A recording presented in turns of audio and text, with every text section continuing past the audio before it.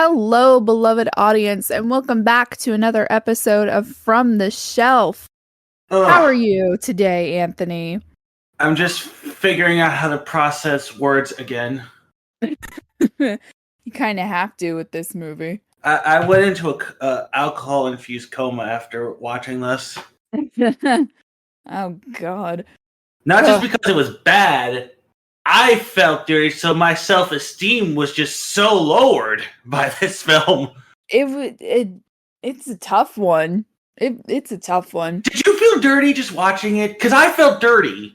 I did. So Like if you the don't, sleaze just kind of oozes out of the TV and just latches onto you. It's weird. it really does. This was bad. This was really bad. So for those who don't know what we're talking about today, we are talking about the 1995 film Showgirls. Well, we're not talking. I feel like we were forced into this. If you listen to our last episode, we kind of were forced into doing this. I say we were a little forced into Which doing I don't this. know what this says about our phantom of the podcast. I don't know what this says that he wanted us to talk about this film. I don't know personally. I think that's opening up a serious can of worms. But sir, I implore you, get help. He's had better taste in movies. Anyway, so before we get into it, I want to talk a little bit about how this film was received. So it was an NC-17 film, budget of $45 million. Where did the money go? Where to what? I don't understand. Where did the money go? It was. I wonder if this is one. I wonder if this is one of those cases where what the bucktooth grandmas say they made this film for a tax write-off. They must have because the amount of money that was put into this movie does not show at all. I mean, there is some shots that look decent, but not for how much did you say? $45 million. No, definitely not 45 mil. No. And Where did the money go? I don't know. Director Paul Verhoeven.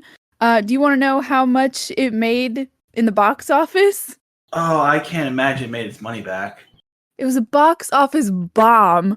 That doesn't shock me. Making about $37 million. It didn't even make its money back.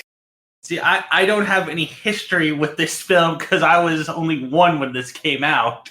You weren't even born yet, so... No, it's interesting though, because even though it was a box office bomb, it got over $100 million from video rentals. And I'm sure a lot of scenes were worn out. Yeah, probably. Another thing, this is really funny. So listen to this.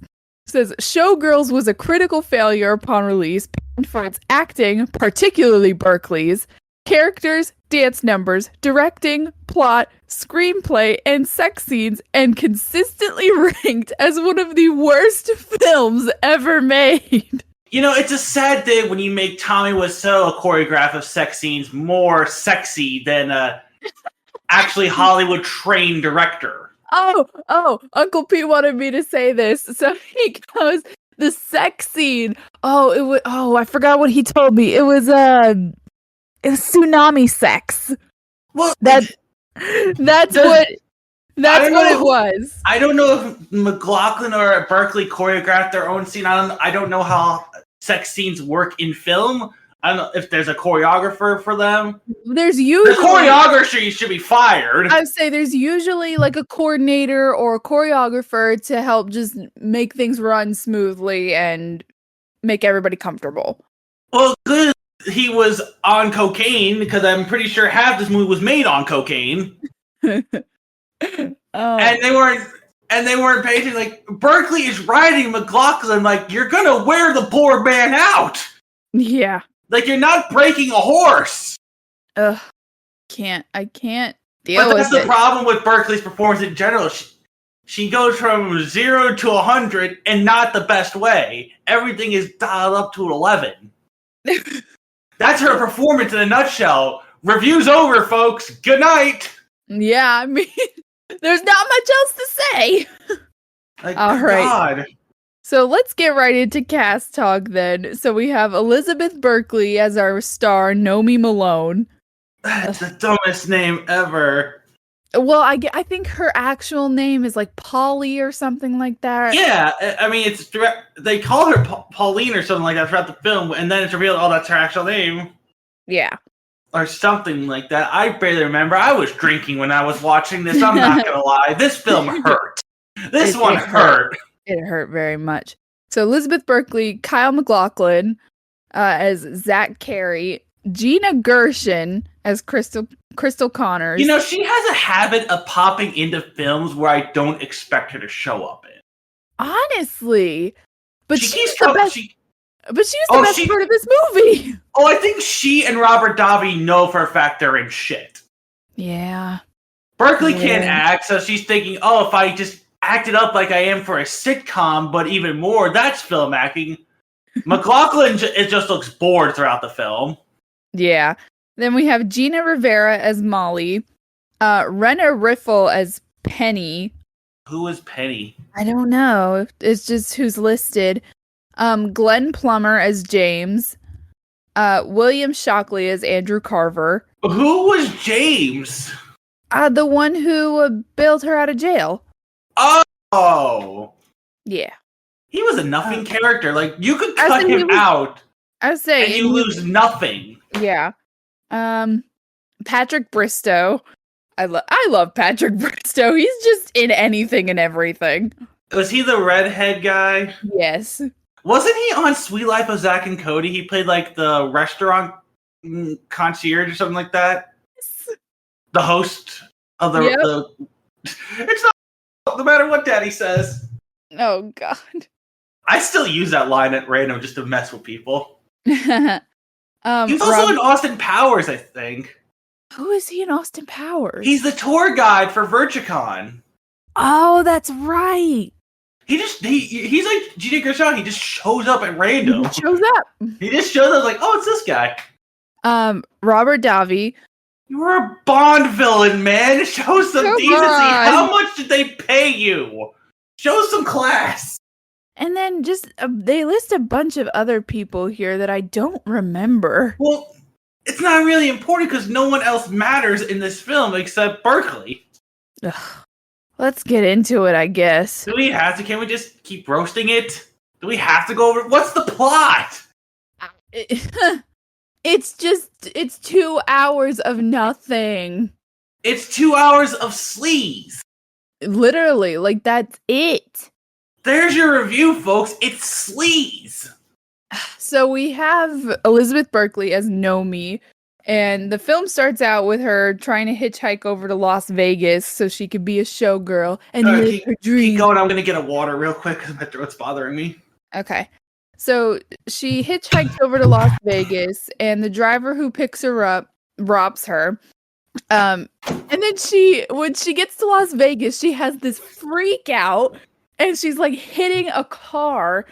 And this is where we get introduced to Molly, the friend who takes her in, and who we find out is a costume designer at the place that she wants to perform at. Are we talking about when she first meets Molly? Yeah, and she's like trying to hit the car. That's just a problem with Berkeley's performance. Everything's over dramatic.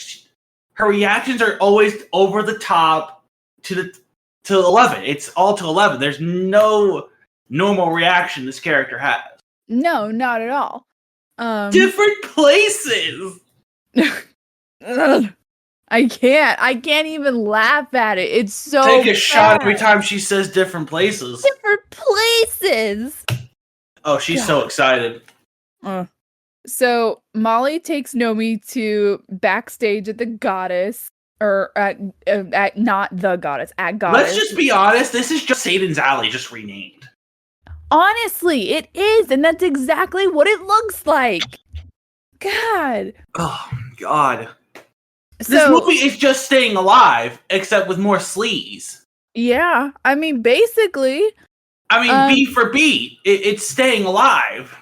Honestly, like, I found so many similarities that I just felt like I was watching Staying Alive again. Where that is hilariously bad, which makes it good, this is just bad. So, At this venue is where we meet Gerson's character, Crystal Connors, who is a topless dancer at the casino. I guess her work as a photographer didn't work out after she broke up with Tom Cruise. I guess not. Crystal, Coral. Oh, They might as well have been the same character. Yeah. So when Nomi tells Crystal that she works at Cheetah's topless club, she starts judging her, even though Crystal does the exact same thing. At first, she's not coming off as a complete bitch. She's like, well, I'm sorry, but that ain't dancing. Well, but she also is a topless dancer. Absolutely. Like, it's completely hypocritical. And it is. That's the pot calling the kettle black. Literally. And she's saying that Nomi is a prostitute. When she that word just gets thrown around. Like, you're a prostitute, you're a hooker. Yeah. Motherfucker, I'm just in a cabaret show. Like, if I wanted to watch 2 hours of degrading sex workers, I would watch something else. There's something I never thought I'd hear my sister say. Well, I'm not gonna go and watch that. I'm just saying it's stupid. You used to watch Sesame Street. I'm not saying I'm gonna go watch somebody degrade sex workers. It's just what this film is. I don't want to watch it. Anyway. Can we just talk about how much Gershon and Berkeley just want to have sex with each other? I mean, she's got the hots for Berkeley. Oh, absolutely. It's just no subtlety about it.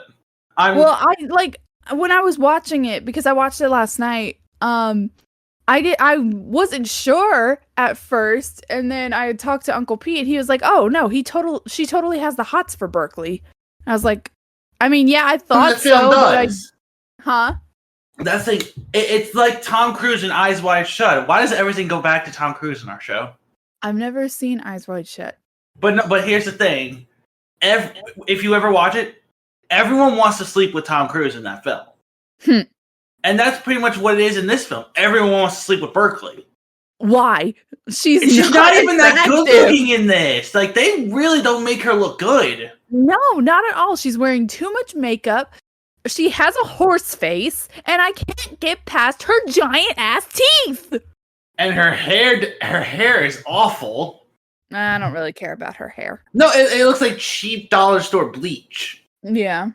And goddamn, you called her a horse face. You're spending too much time with our uncle.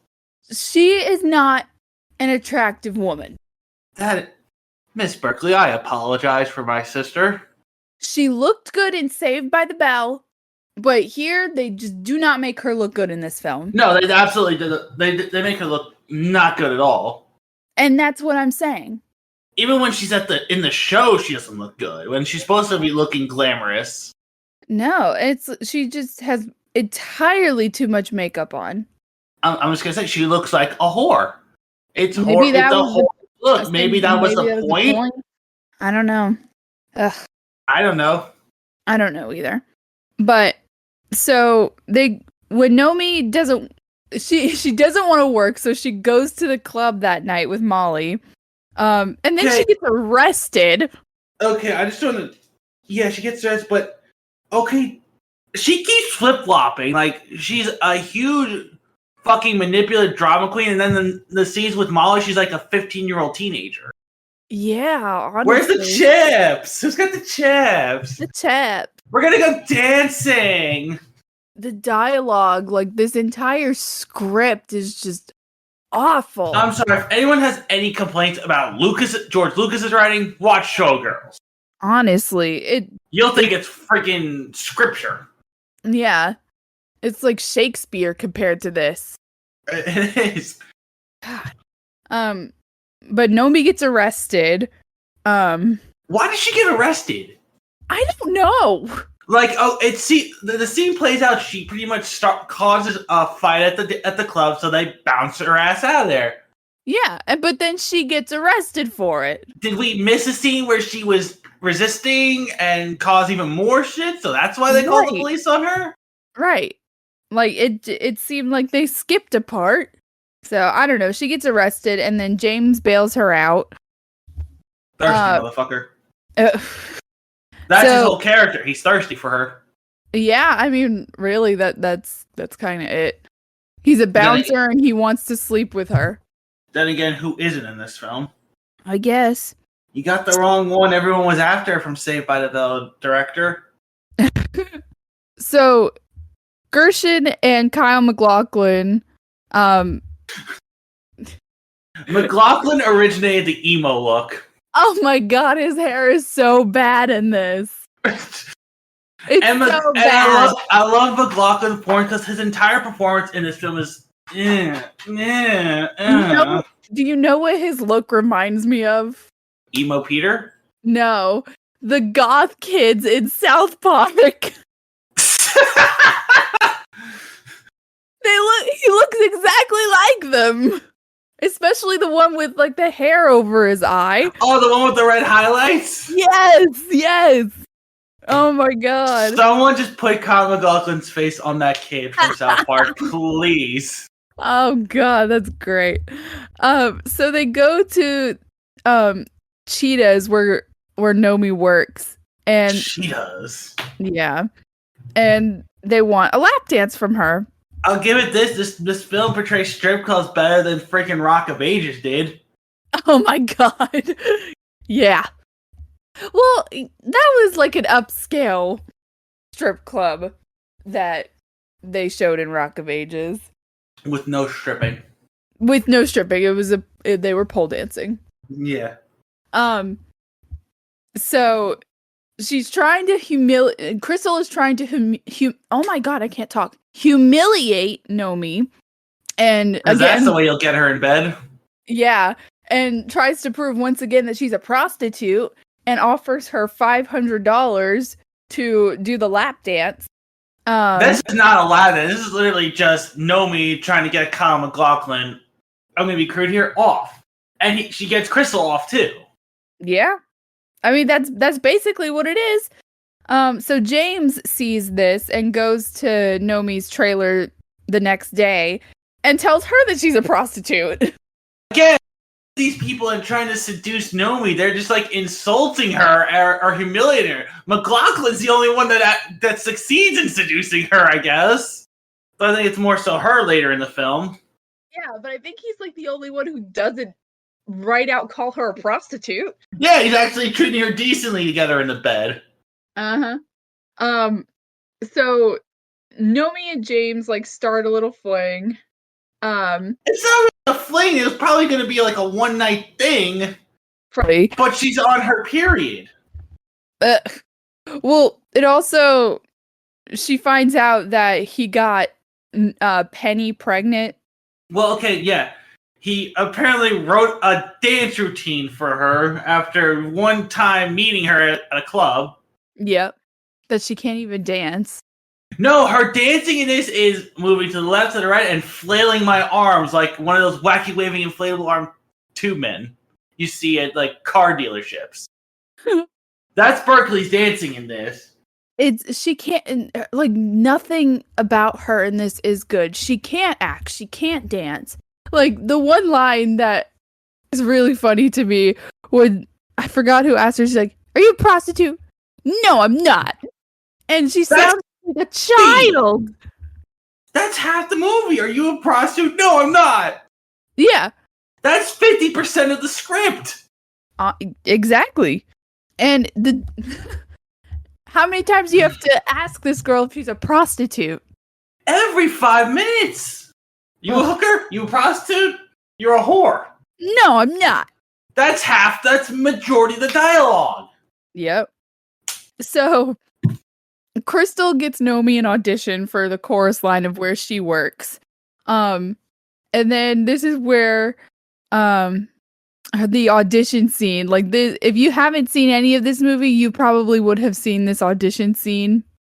Oh, I forgot Alan Rachins as the choreographer or whoever, Tony Moss. Oh, the show's director. This is what I imagine any casting couch session went with Harvey Weinstein. Oh God. But he goes through each girl down the line and humiliates them, and then asks for Nomi to ice on her nipples and take her boobs out and stuff like that. And she goes insane.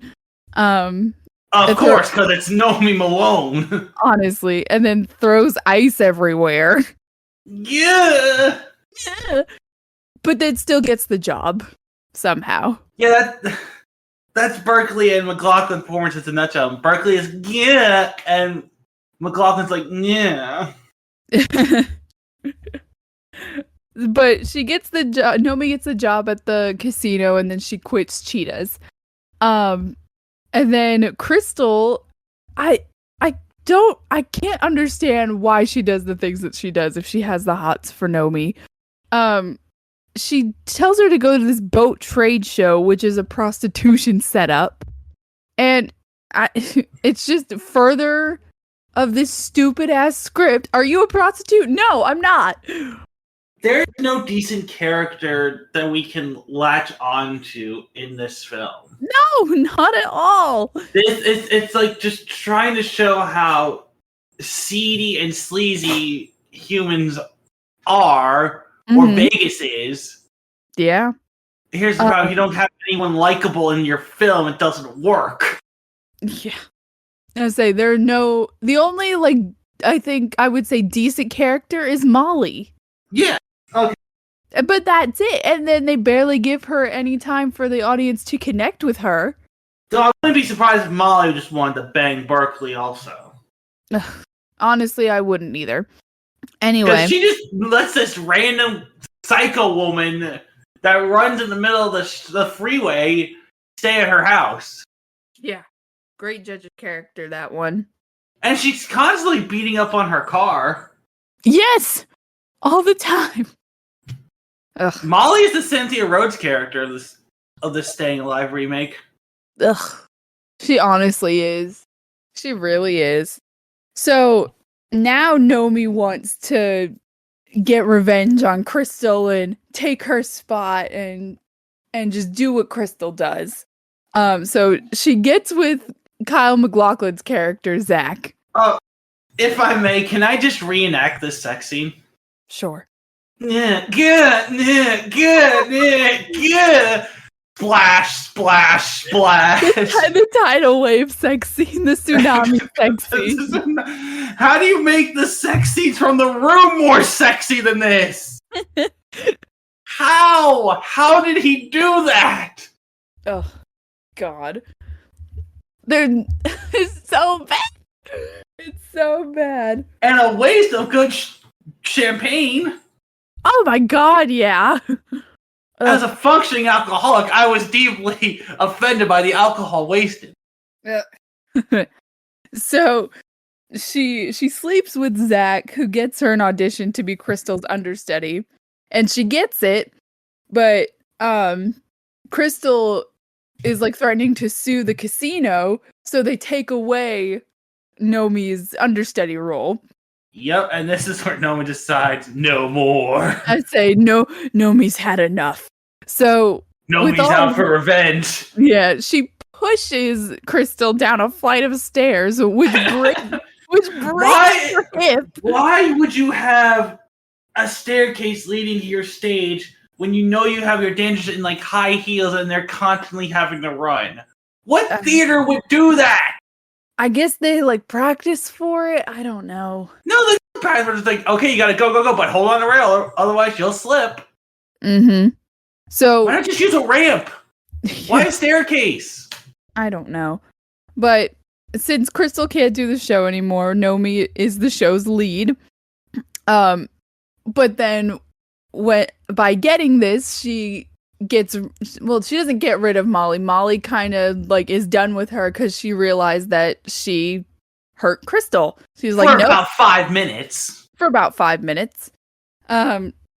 She then... Because Andrew Carver's gonna be there! Andrew Carver! Yeah, they've been dropping this guy's name left and right throughout the film. Right. And he shows up to the opening night, and so does Molly. So Nomi introduces them, and trigger warning for anybody who needs it. This is a really rough part of the movie. I've seen rougher. Andrew Carver gets Molly into a room, beats her, and then Because of course this film has to have something like this happen. he beats her, and You then don't think humans are shitty enough as is? and has bodyguards come in and they all gang rape Molly. I've seen I spit on your grave. I can handle this.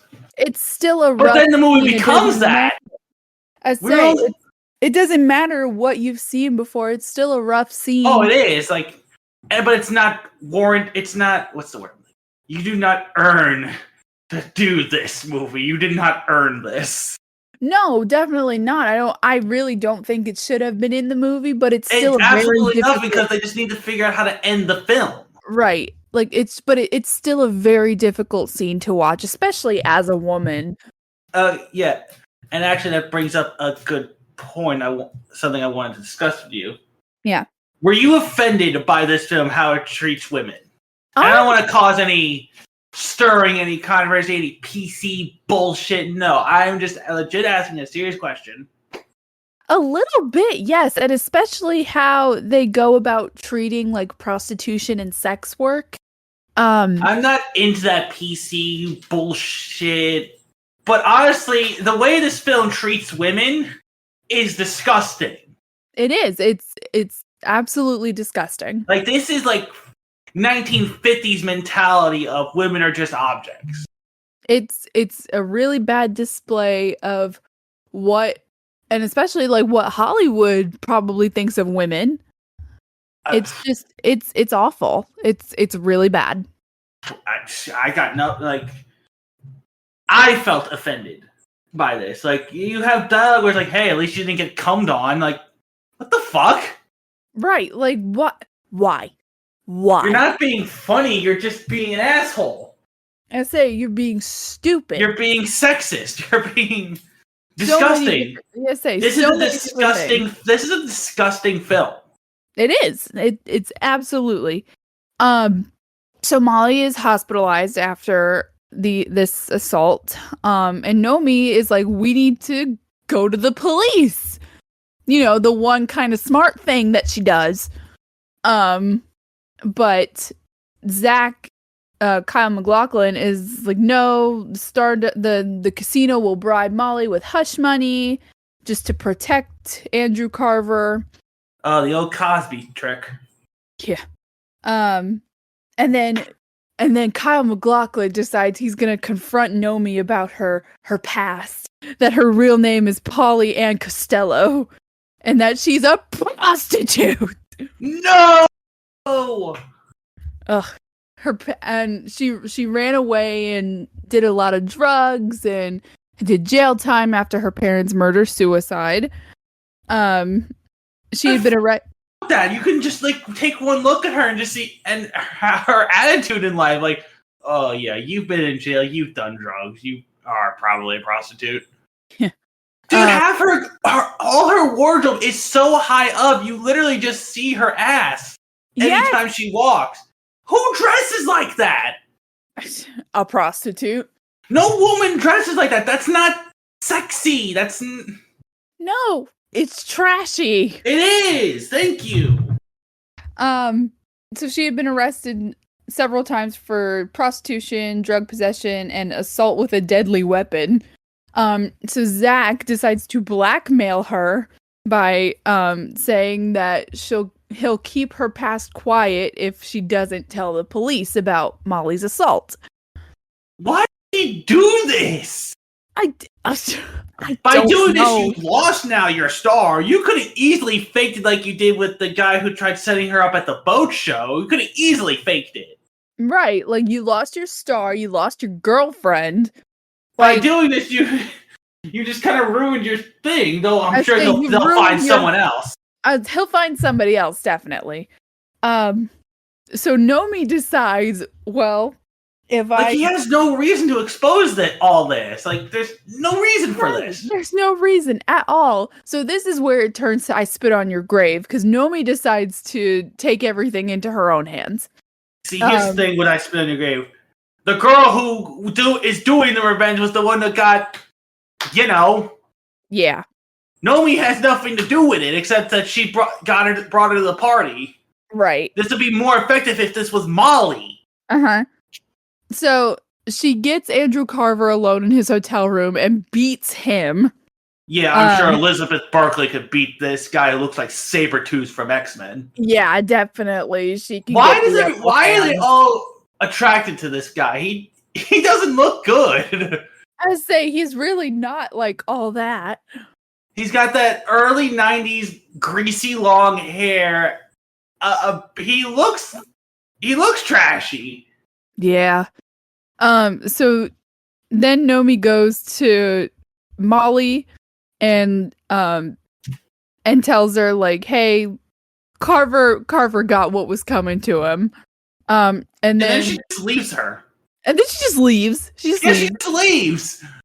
And then she goes to Crystal and apologizes for pushing her down the stairs. And she forgives her because she did the same thing to somebody else. Of course. I sold out Tom Cruise to sleep with his Australian buddy. And then get this, her lawyers secure her a large settlement. And she forgives Nomi, and then they kiss. Oh. But then she just leaves Vegas. Like she just Molly's leaves. In the hospital. And right, you're just gonna leave your friend who's in the hospital? So she decides to leave Las Vegas. I've done my duty. I have to go. My planet needs me. Yeah, literally. She has to go back to Screech and Mario Lopez.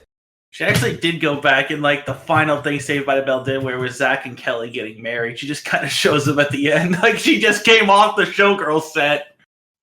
She went back for the wedding.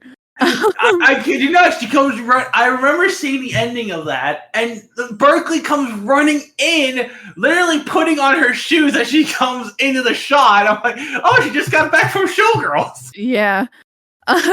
So she gets a ride to Los Angeles from the same driver who robbed her at the beginning of the movie. Hey, look, it's that asshole from Teenage Mutant Ninja Turtles 2. Yeah. That's the only other thing the guy's done that I know of. Who then she robs at knife point. And that's the end of the movie.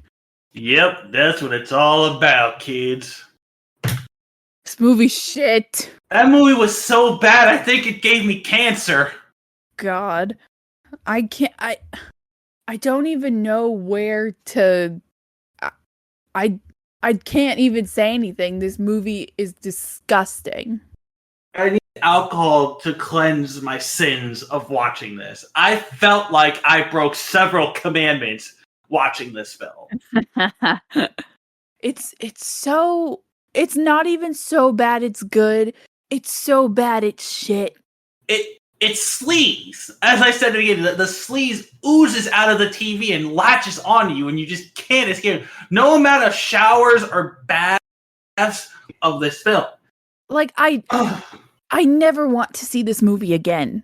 I wish it was rubbed from existence. I don't want to see a scene where Jesse from Saved by the Bell has sex with the bad guy from the Flintstones movie.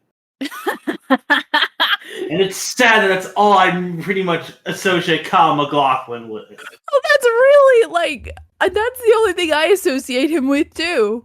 I know, that movie's not good either, but... No, it's not.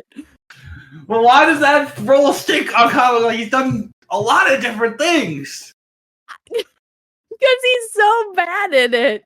It's time for you and I to interface. God. I'd rather be watching that film. Honestly, me too. Halle Berry in that film is so much sexier than Elizabeth Berkley, and Halle Berry doesn't get undressed at all. Halle Berry doesn't do anything in that film, but doesn't she try to seduce Fred Flintstone? Yeah, or something? she does. She does. That's how bad this movie is, guys. We're talking about the Flintstones movie now. Anything to distract from this. So John Goodman was expertly casted. Oh, for sure. Rick Moranis wasn't too bad as Yeah, Rick Moranis is pretty good. You know who was cast in the prequel film? Who? Robert Baratheon was Fred Flintstone in the prequel. The whore is pregnant. Oh my God. Get him the breast strap. Get him the breast stretcher. Oh my god. That line should have been in this film. Would you be surprised if someone they're all getting ready to go on stage? Get the breast stretcher. No, not at all.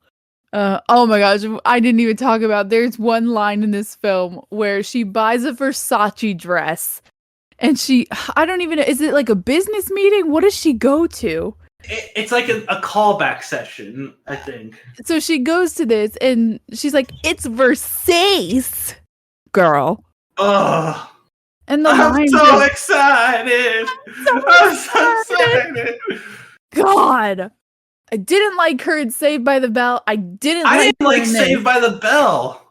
I barely watched Saved by the Bell and I didn't like her. No one liked her character in Saved by the Bell. Because she was whiny and annoying. Oh god, she got addicted to pills. Ugh. I want to make an edit where it starts off with that episode of Saved by the Bell, then we cut to the opening of this film. Oh god, it could probably make it happen. It honestly would make sense. It would. Jesus Christ, this fucking movie. Let's just get into final thoughts. What final thoughts? I literally said this movie breaks commandments and it gave me cancer. What more do you need out of that? It's not much. It put me into an alcoholic coma. This film is so bad. There's really not much else that we could say from it. I'd rather watch what we said throughout the review. I'd rather watch Miss Congeniality again. I don't know if it's as bad as Rent. It certainly doesn't piss me off as much as Rent. But oh man. You just have an unlawful hatred for Rent. Ugh, Rent. But fuck this movie. I'd rather watch Miss Congeniality again. Haha. That had Michael Caine and William Shatner and Ernie Hudson in it. Yep. Actually, good actors in that movie. McLaughlin and Robert Davi are good actors. Huh? McLaughlin and Robert Davi are good actors. They're just not good in this film. Yeah, just not in this one. At least they had careers after this movie. True. Gershon still always had the same amount of career she always had. I was gonna say, she kind of just kept a consistent level of career, but Elizabeth Berkley, just nothing. You know what this film is like? This killed her career. This film is, you're not watching the Titanic sink, you're hearing the Titanic sink, and therefore you're painting a worse picture in your mind. That's what this film is. This is Fabrizio's death. It is! No, wait, that'd actually be funny. Yeah. I mean, Fabrizio's the only character I cared about. I go to America. Justice for the Italians. Yeah. Ugh. Oh, God, this film. I want to be done talking about this. I want to be done talking about this, too. Can we talk about if we've watched anything new now, please? Can we get to that segment of the show? Yes, we can. Oh, thank Christ. Whatever. I just recently last night, actually, I finished season 5 of Hell's Kitchen. I've been rewatching it. What else? Gordon Green, someone messes up a dish, everyone smokes. There's your entire season. When I was watching it last night, he called someone dick face. It was really funny. It was really funny. What else have I watched? I've been slowly rewatching the Hunger Games series, and I recently rewatched Mockingjay Part 1, so I'm left with Mockingjay Part 2 that I have to watch. Do those films hold up? I've always liked the first two. The last two are really forgettable for me. Well, because Lawrence wanted out of those films. I don't understand why. She was great in the first two. Because I feel like Jennifer Lawrence gets bored after a while with roles. I mean, she hasn't been in any series except... Oh, well, that's not true. X-Men. But, yeah, and the same thing happened with her in those films. After Days of Future Past, she got bored. Yeah, I feel like after... Like, she hits her stride. If she's in a series, she hits her stride in the first two, and then after that, she's very slowly done. She's declines. already like, yeah, whatever. Yeah, her performance definitely goes down, I would say. She was okay in Mockingjay Part 1. I'll have to see about Part 2. I still think that they hold up, but I also I love the series itself. So, I was never a fan of that series, but then again, it's not aimed for me. well, I mean, it's young adult, but it's also geared towards a general audience. It's not really one way or the other, you know. I guess. No, I don't agree with her. What? Go ahead. No, go ahead. I don't agree with her statement where she was saying she was really the first action female. I'm like, oh no, I don't agree with that either. You're an idiot. Stop opening your mouth. I don't agree with that either. But I think Sean had said in one of the more recent, it might have been one of the more recent Bucktooth Gremlin episodes, that it's kind of like science. It's like not. It's like science fiction almost, like in the same realm as like Divergent and like that type of movie, where it's kind of skewed for a more general audience instead of just like it's not a romance. It has romance, but it's action and like all that kind of good stuff in it. I feel like Hunger Games and wow. Now I can't talk. Divergent series kind of just blends in together. Well, if you know the distinguishing factors of them, then it would be easier for you to tell them apart. I mean, I'm sure it would be. I don't know. I don't like what they did with Divergent. Did they really? How bad did they change it from the book? Well, I don't like the last book. So, how many books are there? There's 3 films, weren't there? They were supposed to split the last one into 2, I think, but they never finished it. There's 3 books, and then I think maybe 1 or 2 sub-series. Like there's one about the guy lead. And then and then maybe one other kind of mini book. So they were on the last book. They just never finished it. Right. I don't think they did. I don't know. It really fell off. Did it bomb? The first movie, no, I don't think so. I'm talking about the third film because I mean the second one was done well because they did the third film. Yeah. Legion movie. Hold on, I'm looking this up. Let me see. I remember the advertisement for the first one, but then the sequels really got nothing. Yeah. The film was initially titled the Divergent series Allegiant Part 1. However, in September 2015, Part 1 was renamed Allegiant and Part 2 as Ascendant. Allegiant was released on March 18th. This one, Allegiant, was a box office bomb. Ooh. Grossing just $179 million right against estimated budget of $110 to $142 million. So I don't know. Following the budget cuts, a theatrical release for Ascendant was dropped in favor of reconfiguring the project as a television film for Starz that would be followed by a spin-off series. Both projects were later canceled, effectively ending the franchise. They should do it. They should do it 10 years later. They're all friggin' got wrinkles, holding their hips.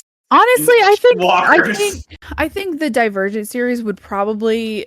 It would be one of the series that would work as a television show, and not a movie, because there's a lot of details in that could probably be better presented through a television series.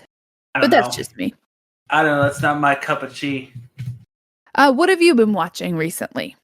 Well, I just watched the family comedy classic Out for Justice with Steven Seagal and Gina Gershon, believe it or not. No, I don't know what that is. It is the feel-good romp of the 90s. The feel-good romp. Yes, it's about a mobster wannabe that's drugged out on heroin, just goes on a random killing spree, and Seagal plays the most badass cop the world has ever known, who can tank a gunshot in his chest, in his stomach, and proceed to beat the crap out of everyone. Oh my god! Seagal is doing Pasta Face. It is amazing. Anything else? What else did I watch? Well, I did recently rewatch The Ten Commandments and Prince of Egypt. Prince of Egypt is such a good movie. Well, they're both fantastic films. I don't really want to get into the issues I have with the overall story of the Exodus. That's not our place, but as you know, I've texted you about it. Mm-hmm. And let's see. Oh God, what did I watch? I watched this. God help me. Ugh, this piece of shit. I literally watched it on my phone. It was not worthy of putting it on my TV. You're not worthy. No, it was not worthy. God. And I've just been trying to get caught up on The Flash because it's the final season and the final episode's airing this week. I've heard that it has not been good. I like The Flash. I like the show. It's definitely not as good as it was. Yeah. But everything with the Reverse Flash is always excellent, so. I don't know. I'm really behind on that because I only watched Supergirl and I didn't finish Supergirl and I started Green Arrow. Arrow's good, but again, it's just the problem with any show. Like you can never maintain as good as when it started. Yeah, definitely not. But I don't know. It all just seems very complicated to me. Yeah. But that's what I've been watching. Oh, very. So I think it's time to pick the next film. I think it's your choice this week. Oh boy. Oh, I know what we're gonna watch.